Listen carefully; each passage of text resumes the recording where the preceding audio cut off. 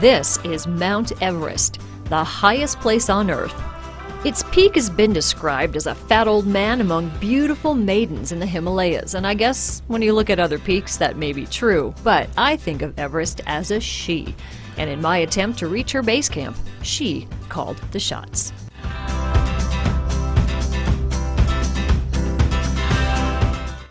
Nepal is halfway around the world, so I left Missoula 2 days before my expected arrival in Kathmandu. On the way, I saw some innovative luggage options, enjoyed some free in-flight wine and food balls, had the best corn dog of my life, saw this guy, and after almost 30 hours was ready for the last leg. The jumbo jet landed on the runway in Nepal, and my third world adventure began. I got my rupees, my map, and came face to face with the chaos. Hot, muggy, smelly, that's Kathmandu. It's the biggest city in Nepal, a country that ranks among the poorest in the world. Animals, garbage, traffic, and people. This is Nepal's infrastructure. It seems to work for them most of the time. The country is still trying to fix itself after 2015's devastating earthquake. So that is how they're shoring up the sides of their buildings after the earthquake. But life goes on here. In 2016, about 100 rupees equaled $1, so you could get a lot for your money. We saw how they painted Tamils. The more detailed, the more expensive. You could find singing bowls and beads. Lots of North Face too. It's counterfeit, but they still sell it. Dogs slept out in the open. A lot of them were wounded, none of them were vaccinated, so it was wise not to pet them.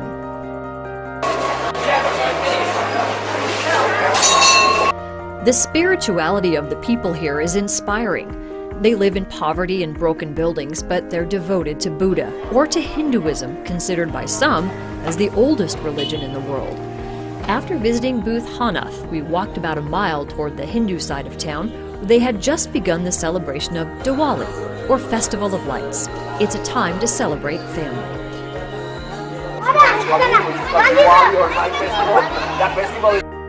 There is beauty here, like this couple who just got married. And you'll see the strange, like this wild cow fighting with a wild dog.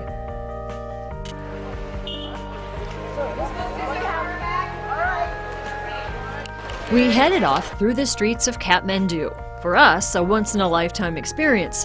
For them, just another Saturday afternoon.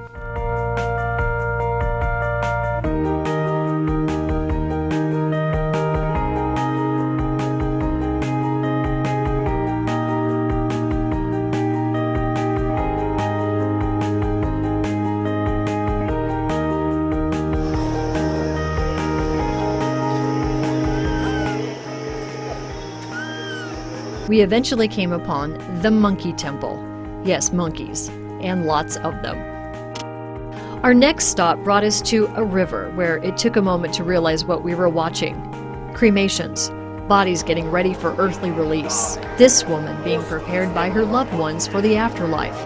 It's all out in the open, with platforms above the river, where after the bodies are burned, they'll sweep the ashes back into the water. The next day, time to pack up. Our gear weighed and put in orange duffel bags, and it was back to the airport for Lukla, the world's most dangerous airport, and the first stop on the Himalayan trek. It was also my first face-to-face with what I call the squatty potty. I had to ask somebody how to use it. The day before, no planes made it out of Lukla because of the weather, so there was a rush at the airport to get trekkers there and back. Our lone flight attendant gave us barf bags, cotton balls, and candy for the trip.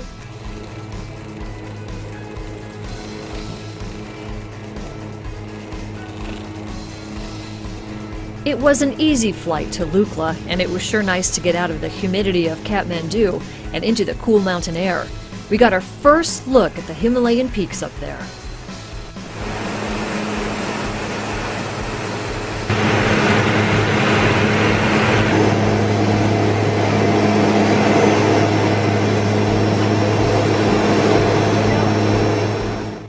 The flight's only a half an hour, and before long, we could see the abrupt end of the runway.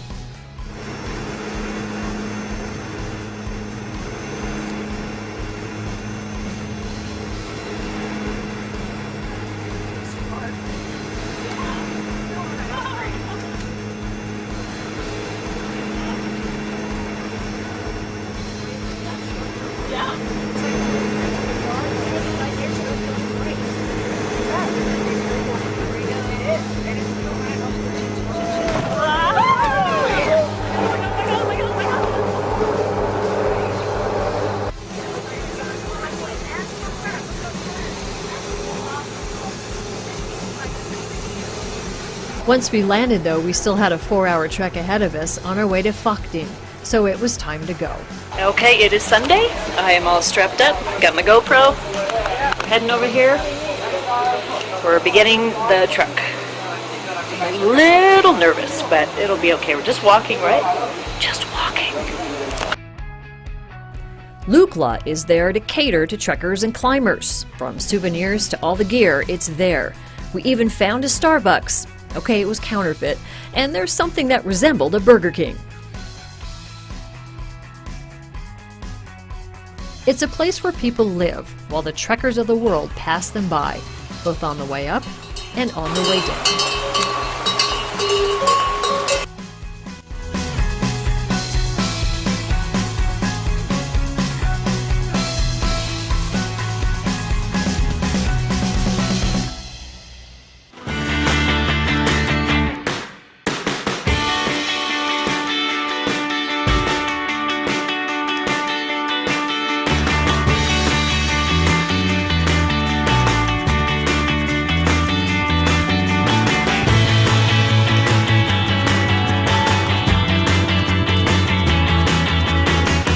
One of the many challenges of trekking is making way for the Jokyus, yaks, and porters.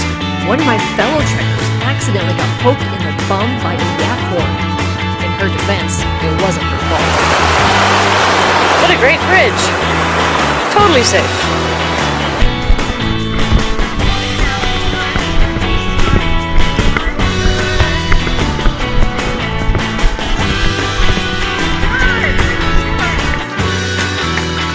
We are sharing the road with, what are these called? They're not yet.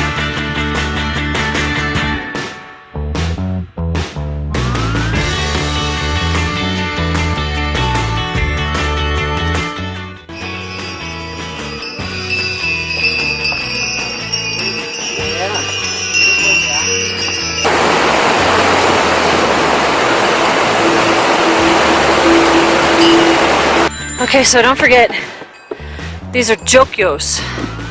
What, half yak, half cow? And all stud. I'm gonna eat you when I get home.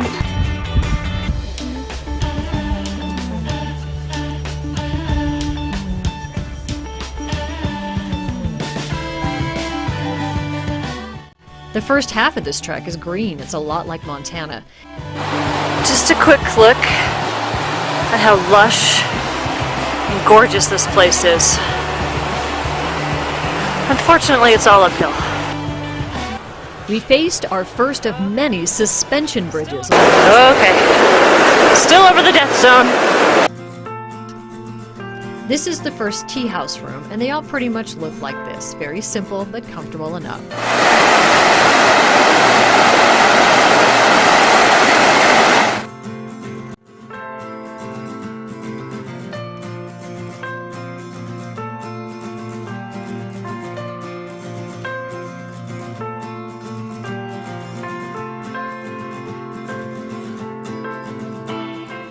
The trek continued to our next destination, Namche Bazaar. The trek to that town is described as brutal, and it was. It took hours to get there.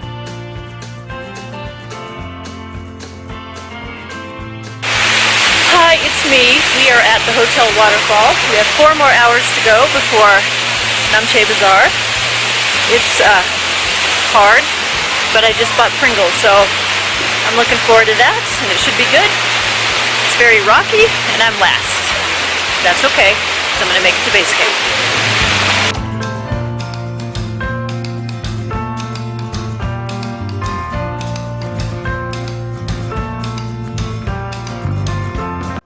Not only was it a hard hike, but it took us over the highest suspension bridge.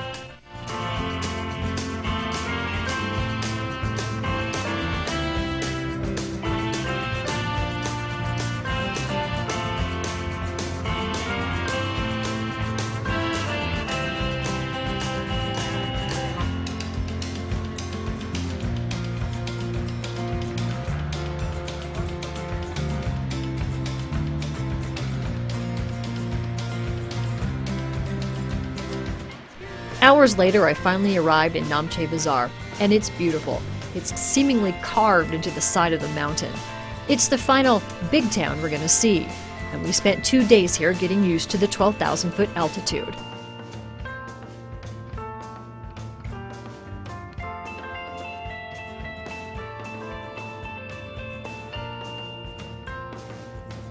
Shops line the walkways of Namche Bazaar with almost anything you might need, including handmade crafts.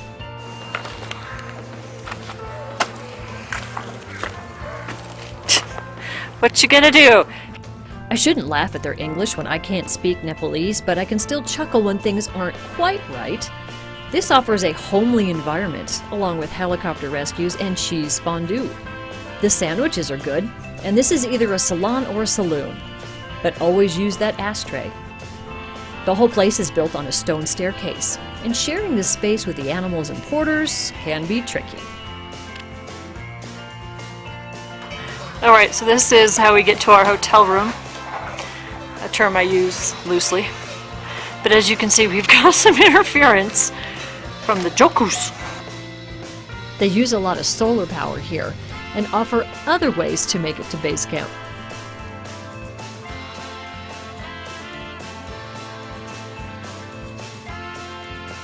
Our trek continued up and up and up on a path that was very reminiscent of Glacier National Park.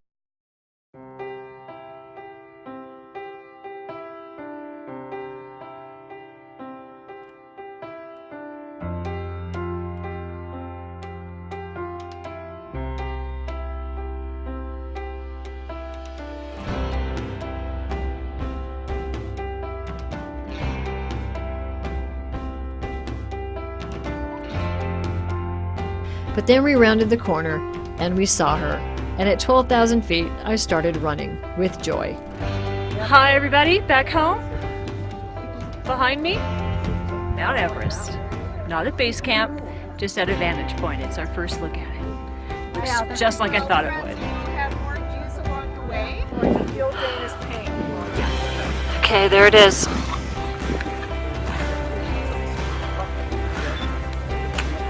It's gorgeous. And I recognized it right away. Want to know how to climb Mount Everest? Just ask this guy. 8,000. Can you tell me that again so I remember? Okay, so what is to the right of Everest? Lhotse. Lhotse shell. How do you spell it? L-O-T? Yeah, L-H-O-T-S-E. And the climbers go to that and then go over to Everest. South Col. Yeah, I South have Pole. to go Yes. Okay. over Yeah, there? between corner. This is Lhotse. And it will be There? Wow. Then until this South Pole, Yes. the climbing road is same. Oh, okay. Oh, the north and south meet there. Lhotse and Everest. So is that little chunk on the side of Everest, is that the Hillary step or is it not? Yeah, Hillary. Oh, that is. Okay. There's Abu Dhabi, which is amazing, but let's look at Everest again.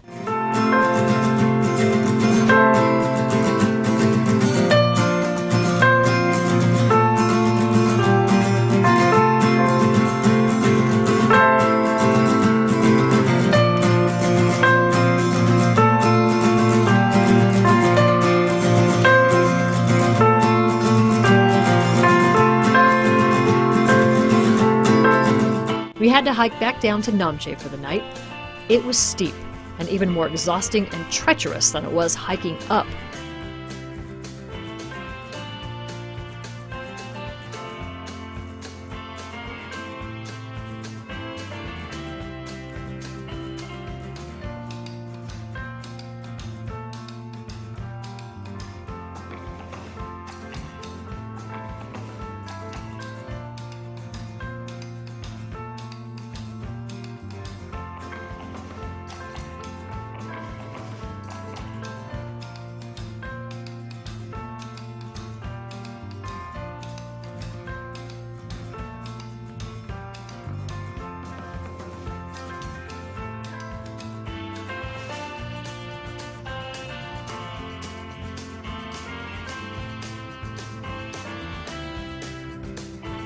We met a woman along the road who knitted hats out of yak yarn, so I bought one from her for $6, 600 rupees.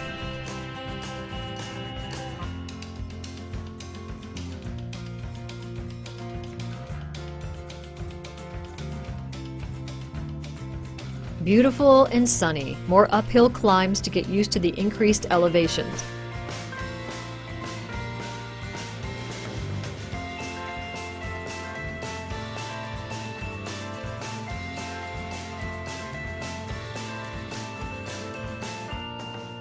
At just over 12,000 feet, we came to Tengboche, home of the monastery. The site has views of Everest, Lhotse, and Amadablin.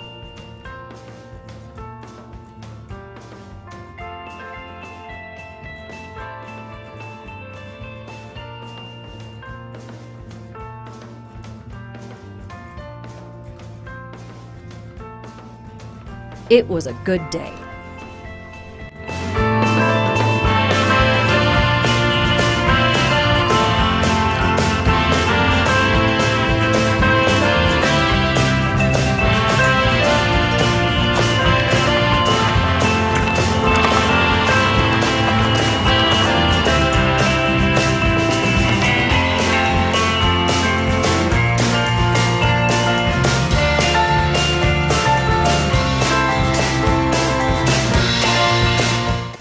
At Dingboche, we spent 2 nights getting used to the 14,000-foot elevation. It was the first time I saw anybody get sick from the altitude, and there were warnings to be aware of how your body was reacting to the thin air.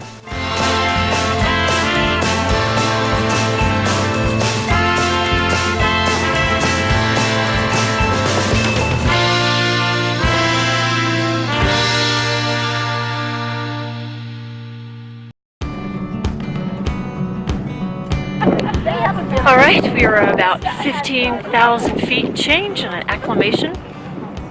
Now we're going down. Tomorrow we begin 3 stops until we're at base camp. So far so good. No lungs hurt. Okay, bye.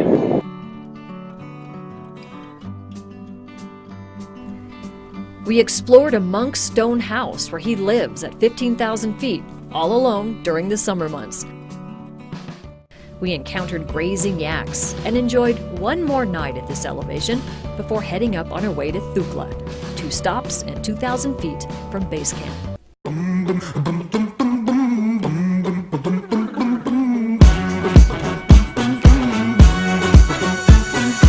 know when we're going home, but your friend could come along. Thinking why not? Baby, why not? I'm looking good, don't wanna blink. Mirror tells me I'm a king. I'm thinking why not? Baby, why not? Oh, take a sip now. Take it down now. Say I. Oh, do you dance now? Sing it loud with me right now. Say I. 'Cause I believe we can fly now. Spread your wings and kiss the sky. Yeah, I believe we can fly now. But as we were getting close to our destination, the world started spinning, and I started to feel sick. Here's another ridiculous town we're stopping at today. And not to be ungrateful, but I wish I was wearing sweatpants shopping at Walmart right now. Namaste. Bye. Still coming through, and I'm thinking why not? After talking it over with the guides and going over my symptoms, we made the difficult decision, but probably the smart one, to descend, 2,000 feet short of my goal. Oh, take a sip now. All right, that's where I wanted to go, top of that ridge. That's what the Climbers Memorial is, but that's 1,000 more feet. And it's 1,000 more after that. That's not Mount Everest, by the way. You can't see it from here anymore. But I'm good. This is kind of a desolate landscape. It's beautiful. This is my end game.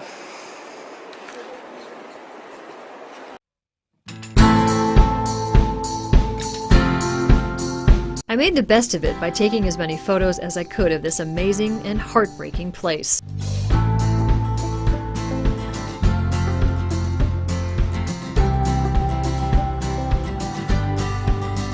Three of us headed down while the others continued to base camp. we were able to soak in more of this incredible landscape.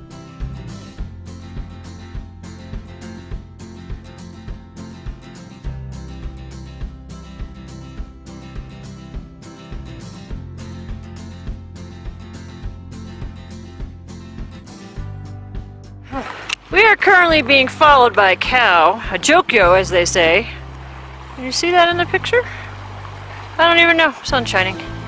It's coming for us though. We at the lower elevation.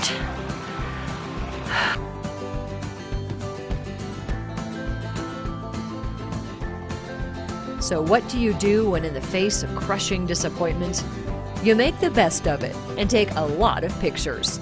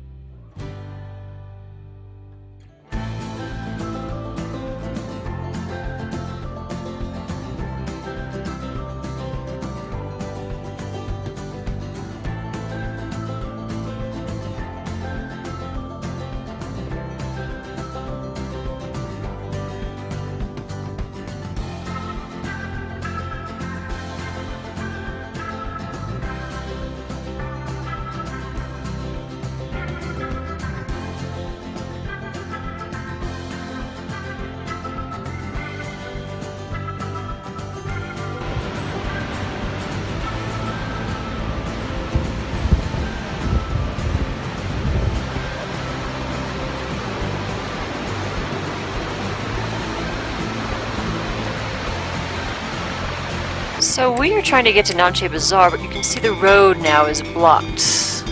Right, By we're just gonna wait. a bunch of yaks. And we're just sitting here.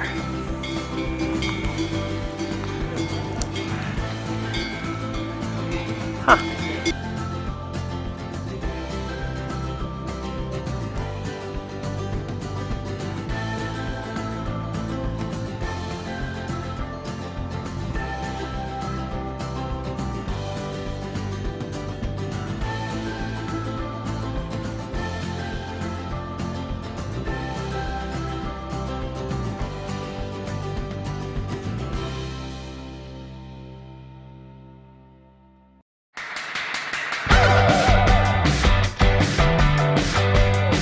Before long, we were back in Namche Bazaar to wait for the rest of the crew.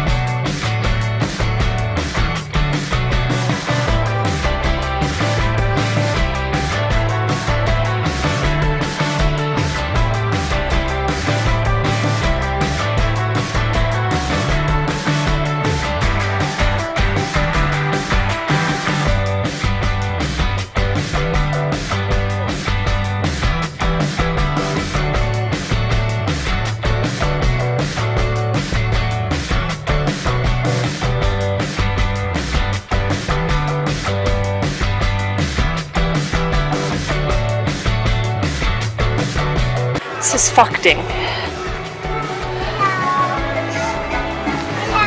Hello, how are you? Namaste. Wait, did I say that right? Namaste. Namaste, something like that. Alright, this is me wandering through Lukla. Trying to find my trekking partners. Everest Burger. Should I trust that? I don't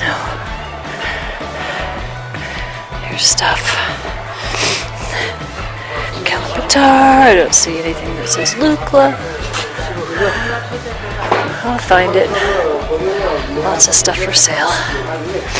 Okay, bye. The night before our flight back to Kathmandu, we said goodbye to our porters and our guides. I'll miss my nightly hot towels and the friends I made along the way. The Lukla Airport was built by Sir Edmund Hillary in the 1960s, and the reason it's considered so dangerous is because the runway is just 1,600 feet, and there's a 10% incline, so you land going uphill. One end is a cliff, the other completely enclosed by a mountain. There's very little room for pilot error.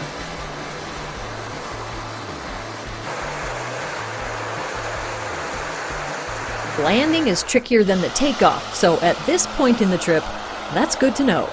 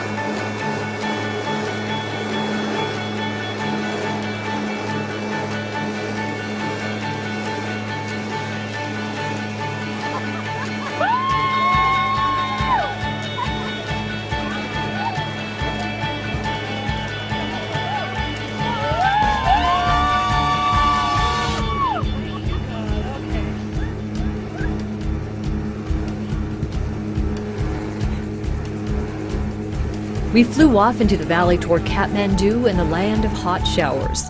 We got our last look at the Himalayas.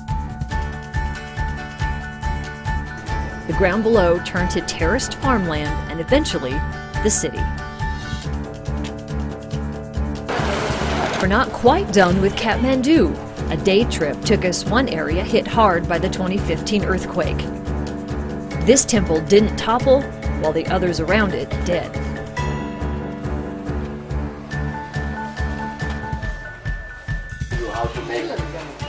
All those cups.